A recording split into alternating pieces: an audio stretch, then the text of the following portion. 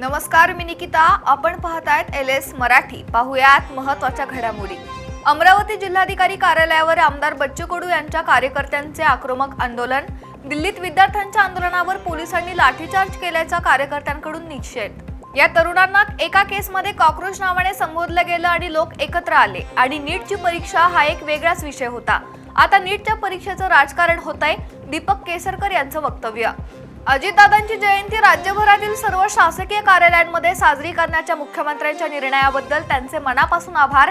त्यांचे राजकीय आयुष्य धडाडीचे राहो. जितेंद्र कोतवाल यांचं वक्तव्य. काँग्रेस भवन परिसरामध्ये भाजप युवा मोर्चा करणार आंदोलन. या पार्श्वभूमीवर पोलिसांचा कडक बंदोबस्त तैनात. अनेक ठिकाणी बॅरिकेडिंगचा वापर. दिल्लीतील निदर्शनांच्या निषेधार्थ नांदेडमध्ये भाजपचे आंदोलन. भाजप आणि काँग्रेसचे कार्यकर्ते आमने सामने आल्याने परिसरात काही काळ तणावाचे वातावरण. काँग्रेसच्या माजी राज्यसभा खासदार रजनीताई पाटील यांच्या बीडमधील निवासस्थानासमोर भाजपचे निदर्शने.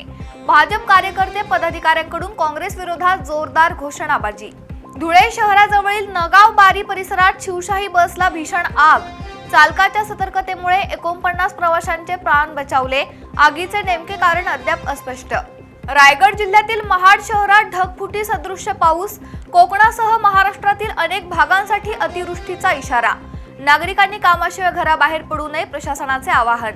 निफाड तालुक्यात जुलैच्या पावसानंतर 90% पेरण्या पूर्ण. 126 मिलीमीटर पाऊस पडल्यानंतर मका आणि सोयाबीनच्या पेरणीला वेग.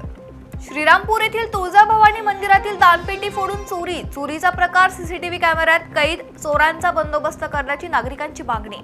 या होत्या महत्त्वाच्या घडामोडी. पाहत रहा LS मराठी.